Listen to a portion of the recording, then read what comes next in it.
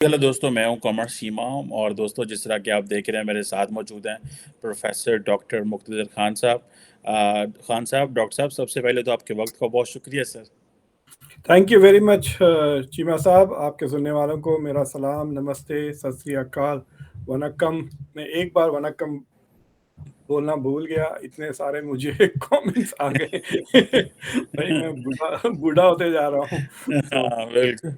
और दूसरा ये है कि डॉक्टर साहब का बड़ा ज़बरदस्त यूट्यूब चैनल है कॉन्वर्सेशंस, उसको भी सब्सक्राइब करें। और डॉक्टर साहब, इंटरेस्टिंग डेवलपमेंट्स हैं, और जिसमें वो ये है कि एक समिट हो रही है भारत के अंदर 12-13 जनवरी को, voice of Global South summit. और ये बेसिकली जो थीम है, unity of voice, unity of purpose, जो है वो भारत ये कर रहा है। और इसमें मेरा ख्याल है कि दुनिया के 120 ममालिक को इनवाइट किया जा रहा है इस समिट में वर्चुअली। मेरा ख्याल है कि शायद पाकिस्तान को तो नहीं इनवाइट किया, या नहीं इनवाइट किया जा रहा। और आप कैसे देख रहे हैं इस समिट को? बेसिकली तो ये कहा जा रहा है कि ये जो समिट है, ये वही बस जो G20 के हवाले से जो डेवलपमेंट्स हैं उसी पे अब ये इंडिया ने अपना जो एक्टिविटीज़ हैं वो शुरू कर दी। How do you see this Voice of Global South summit? It means कि वो जो हमने पहले बात की, कुछ अर्सा पहले हमने इस चैनल पे भी बात की कि इंडिया जो है वो ग्लोबल साउथ को लीड करने के जो है वो फुल सोच रहा है। How do you see this initiative and this summit particularly sir? I mean this is an excellent move from India. वो कहने से पहले मैं एक चीज़ आपके सुनने वालों से कहना चाह रहा हूँ कि I am doing a series on IR theories. IR theories पे, अप्रोचेस पे मैंने इसको प्रॉमिस भी किया था एक आध महीना पहले, तो मैंने आज रिकॉर्ड कर लिए है first episode which talks about the philosophical foundations of theories. तो मैं वो लगाऊंगा, और उसमें एट द एंड हिंदी और उर्दू का तर्जमा भी है। So it's 15 minutes in English and 6-10 minutes in Hindi Urdu. तो ज़रूर जाके देखें, और अगर ज़्यादा लोग नहीं देखे तो फिर मैं नहीं करूँगा, मुझे बड़ी मेहनत लगती है वो एपिसोड्स करने के लिए। एडिटिंग में ही मुझे 7-8 घंटे लग जाते हैं। तो I think this is fantastic Qamar Cheema sahab, ये जो कॉन्फ्रेंस हो रही है। सर, एक छोटी सी बात। हाँ मैं जी इससे पहले आपको सॉरी काट रहा हूँ। जी। मैं भी कभी किसी ज़माने में आईआर थ्योरीज पढ़ाता रहा हूँ, तो मैं भी देखूंगा हाँ, ताकि मेरी थ्योरीज भी रिफ्रेश हो जाए सर। देख लें, यू विल एंजॉय इट। हाँ, तो what I wanted to say is कि दिस इज समथिंग रियली, बोलते हैं ना कि walking the walk and talking the talk, ये दोनों कर रहे हैं। पहले 2-3 बार जयशंकर साहब ने ये कहा कि we are going to speak for the global south, we will become the voice of the global south. उसके बाद प्राइम मिनिस्टर नरेंद्र मोदी ने भी एक बार कहा कि इन इंडिया का presidency of G20 will give the global south a voice. देखिए, जो सबसे ज़्यादा G20 is the whole world without the global south basically. उसमें बहुत कम मुल्क हैं ग्लोबल साउथ के, क्योंकि it it takes only the top 19 economies और यूरोपियन यूनियन। और जो ग्लोबल साउथ के है, इत्तेफाकन ऐसा हो रहा है कि मुसलसिल ग्लोबल साउथ के ही प्रेसिडेंसीज आ रही है। इंडोनेशिया थी, इंडिया है, फिर इसके बाद ब्राज़ील है, उसके बाद शायद साउथ अफ्रीका है। सो So it's a chance for the global south to shape the G20 agenda, यानी फर्स्ट वर्ल्ड का एजेंडा वो सेट कर सकते हैं इसके थ्रू। लेकिन उनको अपॉर्चुनिटी ही नहीं मिलती। नाइजीरिया को कब अपॉर्चुनिटी मिलेगी? मोरक्को को कब चांस मिलेगा? राइट, बांग्लादेश को टू हैव ए से एट दिस मेजर फोरम, जिसकी 75% ऑफ द ग्लोबल जीडीपी कहते हैं, 60% ऑफ द पॉपुलेशन वगैरह उसमें आ जाए। So India has promise that it will, उस दो चीजें हैं। एक, that in its presidency it will give priority to the issues of the global south। तो ग्लोबल साउथ के जो मसाइल हैं उनको वो तरजीह देगा। And the second thing is that it wants to become the voice of the global south. तो फॉर एग्जांपल, अगर आप इसको रीजन वाइज ब्रेकअप कर दें, India doesn't have much presence in Latin America, but India is now competing with Africa, in Africa with China. Africa एक ऐसा continent है जहाँ अमेरिका का कोई फुटप्रिंट ज़्यादा नहीं है। अभी अफ्रीका समिट हुआ, मैंने अफ्रीका की समिट का रिव्यू भी किया, but it's not very satisfactory कि America continues to neglect Africa, और चाइना मेरे ख्याल से 4-5 गुना ज़्यादा उसका फाइनेंशियल प्रेजेंस है in the continent of Africa, उसका प्रेजेंस बढ़ रहा है लैटिन अमेरिका में। So in many ways, you could argue that India, by trying to become the voice of the global South, is basically competing with China for leadership. Uh, तो that is what it is. दूसरी चीज ये है कि आप देखें किस तेजी से ये काम हो रहा है। अभी अनाउंस हुआ 13-14 को है वो कॉन्फ्रेंस। इतनी तेजी से तो हम अपने ये यूट्यूब के शोज नहीं ऑर्गेनाइज कर सकते बाज वक्त। And they are organising a conference. ये और बात है कि सस्ते में कर रहे हैं, it is like on zoom. Ritual, हाँ। वर्चुअल है तो इट इज मतलब ज्यादा खर्चा किसी का भी नहीं होगा।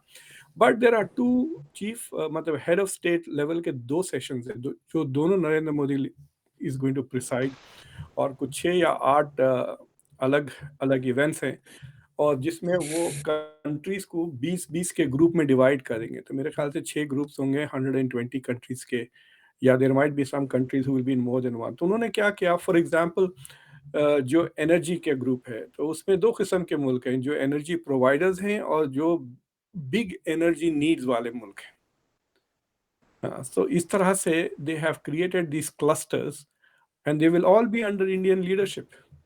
तो ये बहुत बड़ा मौका है to enhance south south trade भी। इसे साउथ साउथ डायलॉग नहीं हो रहा है, it can become an opportunity for south south trade. हमने थोड़े दिन पहले फ्रेंड शोरिंग की बात की थी, याद है आपको friend?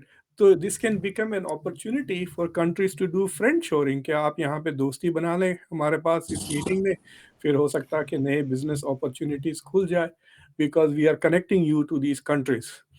So I think it is good for the global south, it is obviously very good for India, और इंडिया का स्टैचर फिर बढ़ते रहेगा अफ्रीका में, लैटिन अमेरिका में, गल्फ कंट्रीज में। और देखें ये सारे जो नॉन अलाइ देखिए, it is the same old policy non aligned countries की, एक्सेप्ट नॉन अलाइंड मूवमेंट के 5 लीडर्स थे, अब इंडिया अकेला है। That's the difference. पहले 5 मुल्क थे, याद है आपको, इजिप्ट का भी एक बड़ा रोल था, युगोस्लाविया तो उसका तो वजूद ही नहीं रहा। तो so there were, Indonesia was always there, so there were 5 countries in the non aligned leadership में। अब सिर्फ India is making the pitch for the leadership. और द एडवांटेज ये है कि ग्लोबल साउथ में काफ़ी इमर्जिंग इकोनॉमीज हैं जो तेजी से बढ़ रहे हैं। मिसाल के तौर पे अभी ब्राज़ील ज़रा मतलब ट्रिप हो गया, लेकिन उसमें टर्की भी है, और आपके अफ्रीका के 3-4 इकोनॉमीज़ हैं, specially in the south which are doing well, including south Africa. तो इंडिया के लिए भी एक किस्म का ब्लॉक बन रहा है। You know, India is trying to create its own sphere of influence, जो लफ्ज़ इस्तेमाल करते थे। So it is not it India has a sphere of influence, it is expanding its sphere of influence in different continents. तो doctor अब साहब जी, बिल्कुल।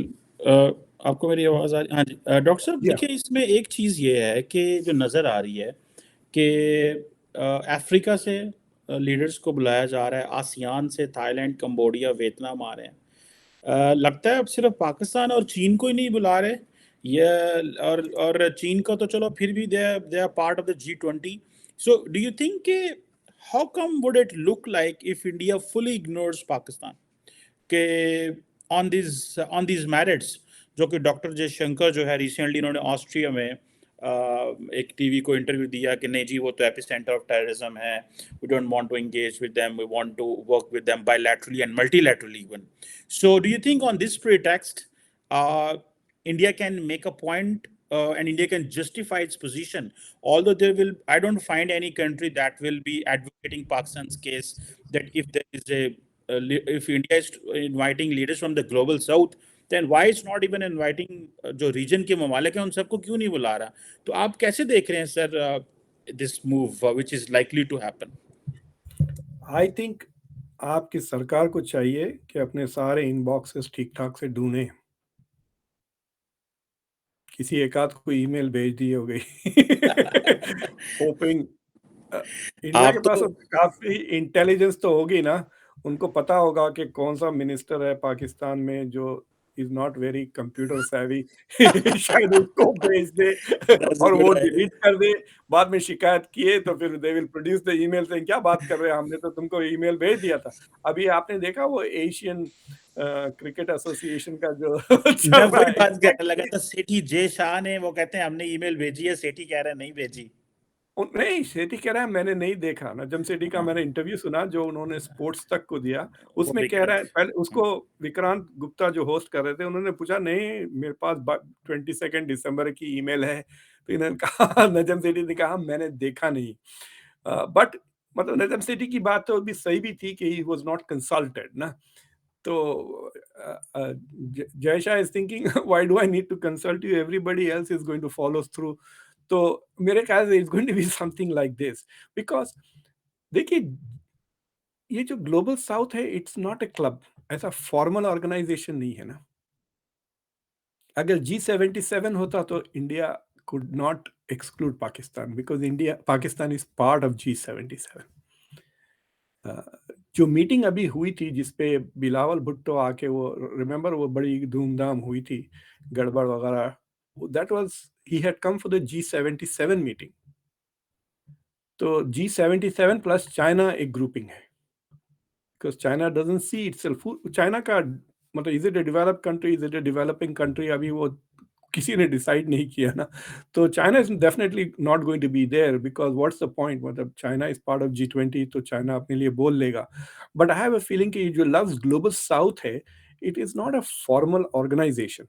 मैंने एक बहुत ही प्रोमिनेंट ग्लोबल साउथ के स्कॉलर के साथ एक बहुत ही लंबा 1 घंटे का कन्वर्सेशन किया है। आपके देखने वाले अगर जाके ढूंढें शो पर तो मिल जाएगा। So the global south is a bit नेबुलस।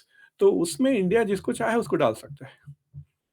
And I have a feeling कि इंडिया का जो करंट मूड है, जयशंकर का ले लें या नरेंद्र मोदी का, वो बिल्कुल ही बातचीत करने के लिए तैयार नहीं थी। नरेंद्र मोदी ने एक बार ट्राई भी किया था ना, आपको याद है 2015 में शायद, ही केम टू पाकिस्तान ना सरप्राइज विजिट पर। और उसके बाद जो है सो जो पाकिस्तान का रिस्पांस था, it was considered as like, उन्होंने धुतकार दिया इंडिया को। और अभी भी देखें आप जिस तरह से बात करते हैं, जब मदद के लिए ऑफर किए तो फिर उसको नहीं चाहिए था उनको। इससे पहले के फ्लड्स के वक्त जब हेल्प है तो उसको यूएन के थ्रू रिस्ट्रक्चर करना पड़ा था, अगर आपको याद है इंडिया की मदद। मेडिसिन वगैरह भी डायरेक्ट नहीं ले रहे थे। तो अगर इस तरह का बिहेव करेगा तो लाइक सर में दर्द क्यों, भाई दावत भी दें फिर सर में दर्द भी उठा लें। So they are not going to do that. But also I notice के terrorism is not on the agenda. अगर आप देखें, हम्म। टेररिज्म के नाम से कोई एक एक एक ग्रुपिंग है जिसमें it could come up, but ऐसा स्पेसिफिकली सिक्योरिटी रिलेटेड डिस्कशंस नहीं है कोई भी, या टेररिज्म को लेकर। मुझे लगता है वो सारे डिस्कशंस शंघाई कोऑपरेशन ऑर्गेनाइजेशन के थ्रू होंगे, and Pakistan will be there for that. अगर इफ वो इंडिया में है, now we'll have to see. तो मैं तो ये कह रहा हूँ कि पाकिस्तान जब पॉलिटिकली आ सकती है तो क्रिकेट के लिए क्यों नहीं आ सकती इंडिया। पॉलिटिकली देखिए, इंडिया पाकिस्तान में ऐसा कोई इवेंट नहीं हो रहा है जिसके बेसिस पे इंडिया को जाने के लिए मजबूर हो जाए पाकिस्तान। ट्रू। जैसा जैसा कि आपके पास एशिया कप हो रहा है, एंड सवाल उठता है कि इंडिया जाएगी या नहीं जाएगी, लेकिन पॉलिटिकली ऐसा कोई इवेंट नहीं हो रहा है। आपकी जो एनवायरमेंटल कॉन्फ्रेंस जो हो रही है जनवरी 9 को, राइट, दैट्स क्वीन जेनीवा में हो रही है। वो जिनीवा में हो रही है, it's not in Pakistan, right. तो that was very interesting to me. I found that very bad idea. अगर आपको किसी से पैसे लेना है तो वो वहां पे लरकाना में रखना था वो कॉन्फ्रेंस, जो फ्लड्स के जब से करीब में जो डिसेंट साइज का शहर है जिसमें अच्छी ठीक ठाक होटल है। तो फिर उनको लेकर दौरा भी करा देते, डैमेजेस का दिखा देते लोगों को जो भी आ रहे हैं from the governments, and that would probably have helped you. तो आई डू नॉट अंडरस्टैंड कि किस तरह से ऑपरेट करते हैं, because they are afraid that they can't organise it well, कि यूएन पे छोड़ दिया है। Like I did not understand Geneva का मेरा जो ख्याल है उसमें ये जो आपने डॉक्टर साहब से बात की, ये बड़ी टेक्निकल बात है और मुझे पर्सनली आपका आइडिया अपील किया कि उनको लेके जाते हैं। लेकिन एक दफ़ा ऐसे हुआ है कि मुख्तलिफ जितनी भी डेवलपमेंट बॉडीज़ हैं, एम्बेसडर्स हैं और जो यूएन के लोग हैं, पाकिस्तान इनको लेके जा चुके हैं उन एरियाज में मल्टीपल टाइम्स। हाँ, मुझे पता है। हाँ, वो उस वक्त शायद maybe this is one of the reason, and maybe Pakistan itself has asked the Indian, अपने दोस्तों वालों को भी कहा कि वहां पे आए, that is a point. Doctor साहब, एक बड़ा इंपॉर्टेंट मैं पॉइंट डिस्कस करना चाह Yes. रहा हूँ, एंड दैट इज, आपने कहा कि China is going with the G77, and there also, मैंने रिसेंटली देखा कि चाइना ने साउथ साउथ कोऑपरेशन पे एक कोई जो इंस्टीट्यूशन भी बनाया हुआ है, और उसमें कॉन्स्टेंट भी उन्होंने डाला हुआ है। इंडिया अपना काम कर रहा है। जो जो क्वेश्चन है इसमें वो ये है, आप क्या समझते हैं कि फ्यूचर में which country will lead the this global south? Either the country, sir, the question is either the country which have more finances, or the country which will have a control over institutions. For example, हम waste की समझते हैं institutional hegemony रही है, आप कैसे समझते हैं ये जो ग्लोबल साउथ है? एंड देन इसमें एक पॉइंट और ऐड कर दूं, सवाल थोड़ा लंबा हो जाएगा। Will the west be playing as a role of a bystander? क्या अमेरिका ये बाई स्टैंडर्ड के तौर पे खड़े रहेंगे, या वो कहेंगे ठीक है यार, ये चाइना को भी करने दो, इंडिया को भी करने दो? देखिए, चाइना को सोवियत यूनियन से अलग करने के लिए अमेरिका ने चाइना को बहुत सारे कंसेशंस दिए, जिसका चाइना ने फायदा उठा लिया, राइट। और उसी तरह इंडिया और चाइना को लड़ाने के लिए the west is going to make a lot of concessions to India. और मुझे लगता है कि इंडिया को चाहिए कि आम को जितना चाहे उतना निचोड़ ले, दूध में मिला के खा ले, but not get into a war with China, not even get into a cold war with China. अभी तो इतना ज़बरदस्त ट्रेड $100 बिलियन का है, उसे रखें, बढ़ाएं, एक्सपोर्ट्स बढ़ाएं अपनी टू चाइना। देखिए, अनलाइक द ओल्ड गेम, जो ग्रेट गेम कहते हैं ना, बिटवीन वेस्टर्न पावर्स, रशिया को ले लें, बर्तानिया को ले लें, ग्रेट ब्रिटेन, अमेरिका वगैरह, उसमें कॉन्क्वेस्ट का एलिमेंट हुआ करता था, टेरिटोरियल कॉन्क्वेस्ट, जंगें चलती थी। मुझे लगता है कि इन द फ्यूचर दो चीज़ें होंगी, एक कि the west will become third rate and the competition will be between India and China on all levels. एक दूसरी चीज़ ये है, आपको पता है यहाँ पे वेंचर कैपिटल में भी कंपटीशन इंडियन एंटरप्रेन्योर्स और चाइनीज़ के अमेरिकन्स के बीच में होता है। यहाँ पर भी यूएस में टॉप यूनिवर्सिटीज़ में भी competition Indian Americans, Chinese Americans के बीच में। तो we are already seeing the future.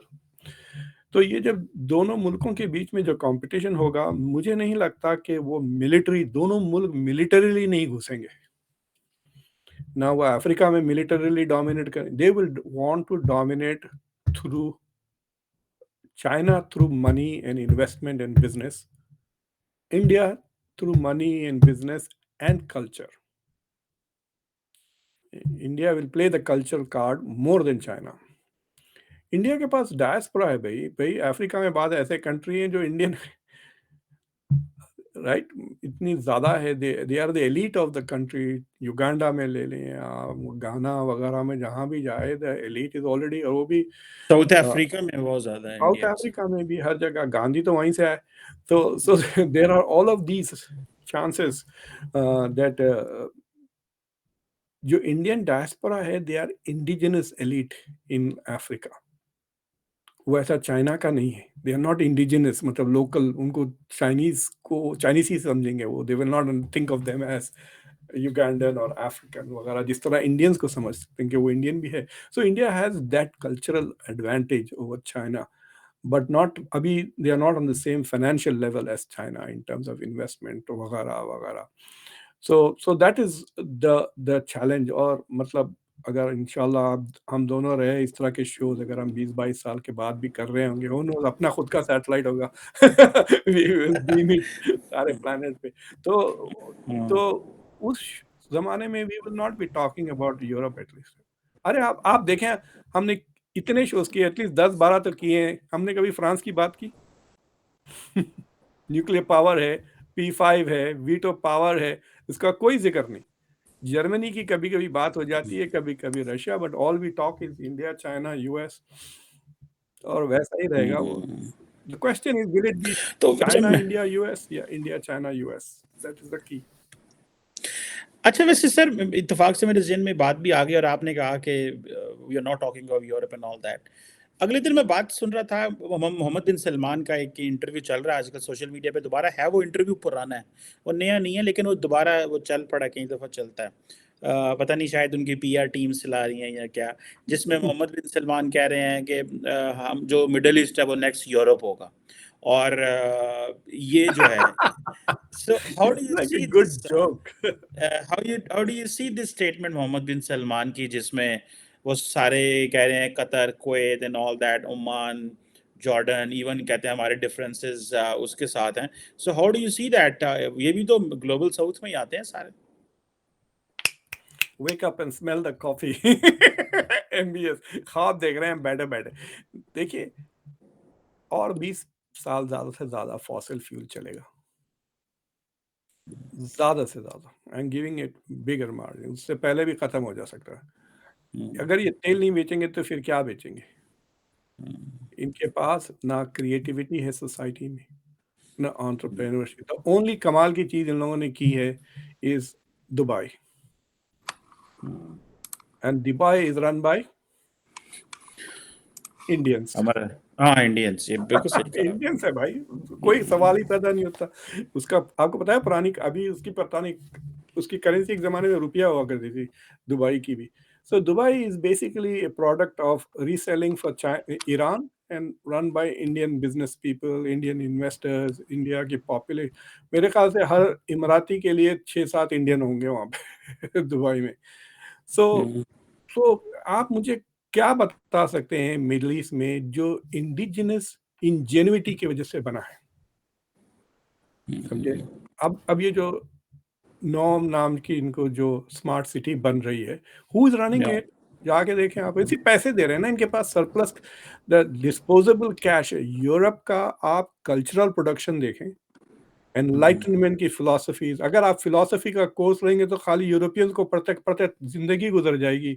Immanuel Kant को पढ़ लें, रूसो को पढ़ लें, गिडिन, ये देखिए सारा पूरा मेरे इस तरह का शेल्फ वेस्टर्न फिलॉसफी का है। क्या सऊदी फिलॉसफी का कोई शेल्फ नहीं है मेरे पास?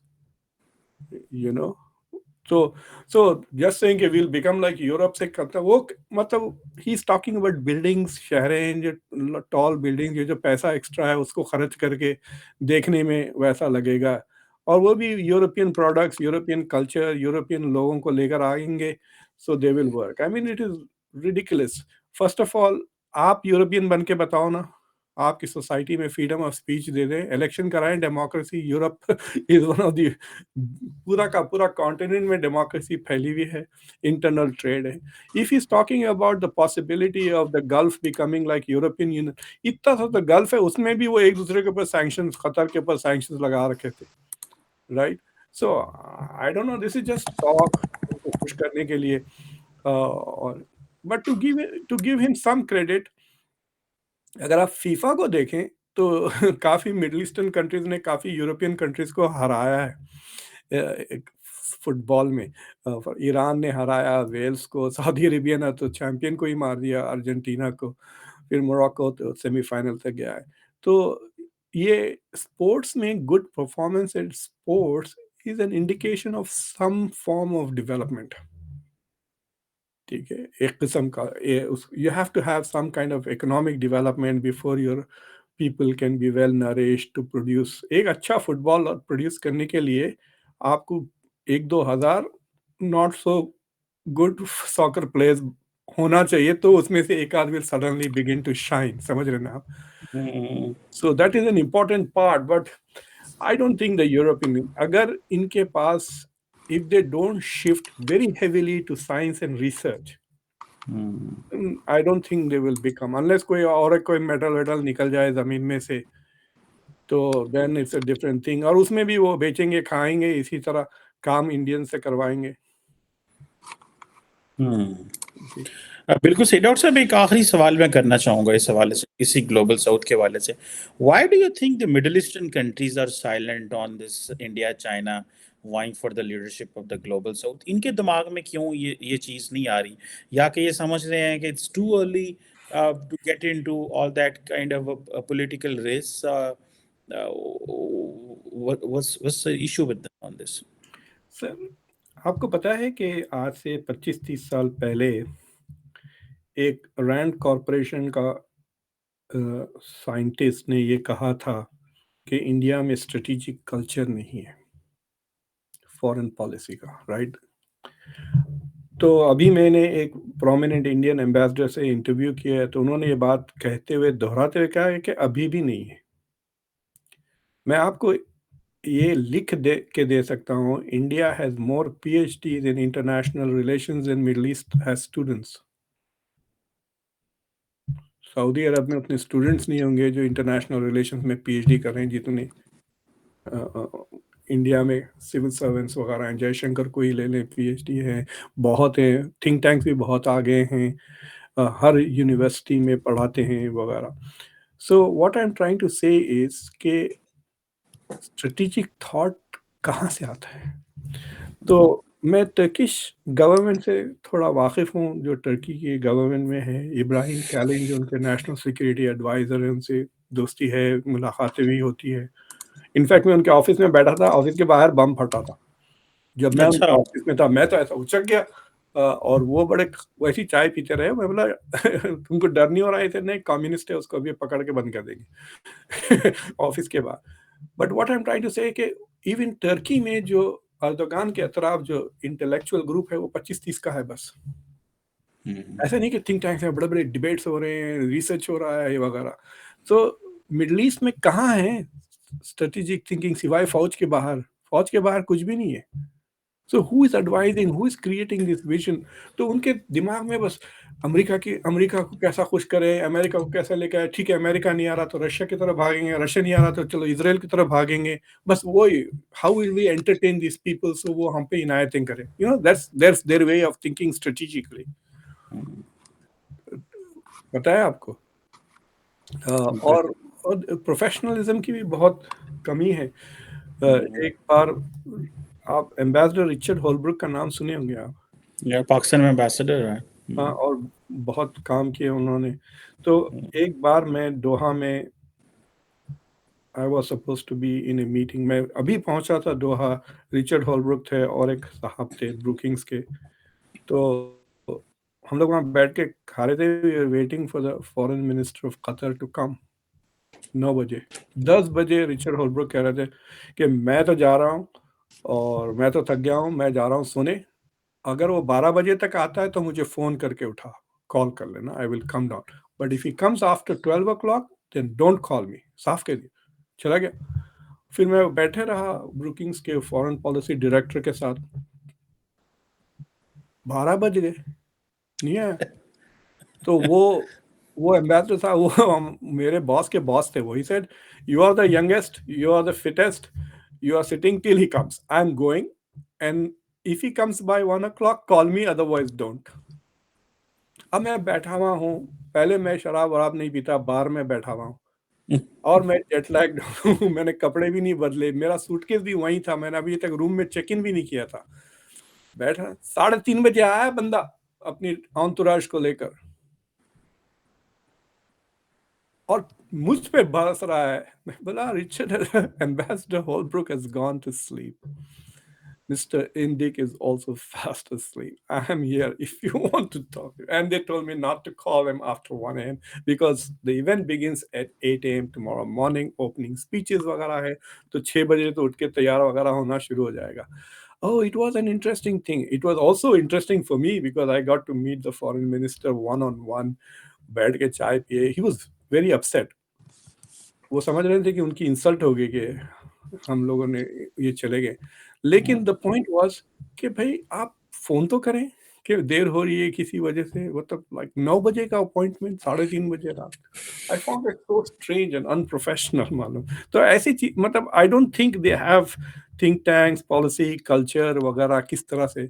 आपको पता है, जब मैं फॉरेन पॉलिसी की क्लास पढ़ाता हूँ, दोनों अंडर ग्रेजुएट और पीएचडी के लेवल पे, अ, हम लोग प्रोसेस पढ़ाते हैं। ये नहीं कि फॉरेन पॉलिसी चाइना की तरफ क्या है, रशिया की तरफ, दैट इज़ लाइक 1 महीना।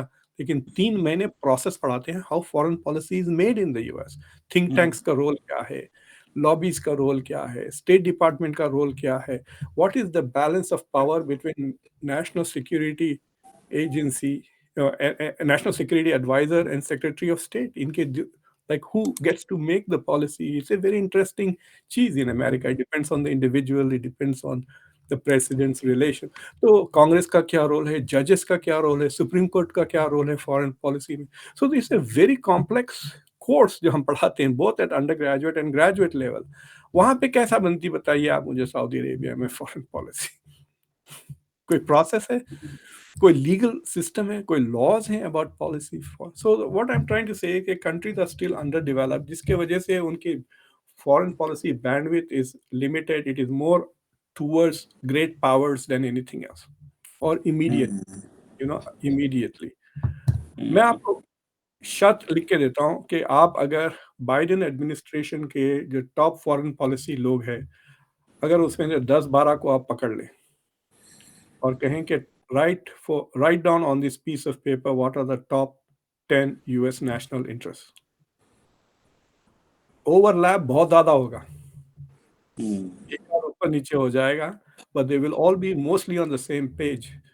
But I'm not sure in other countries if that would happen. जो ग्लोबल साउथ की बात कर रहा हूँ मैं, रशिया में मे बी, चाइना में मे बी, इंडिया में maybe, but not in the Gulf, in the Middle east.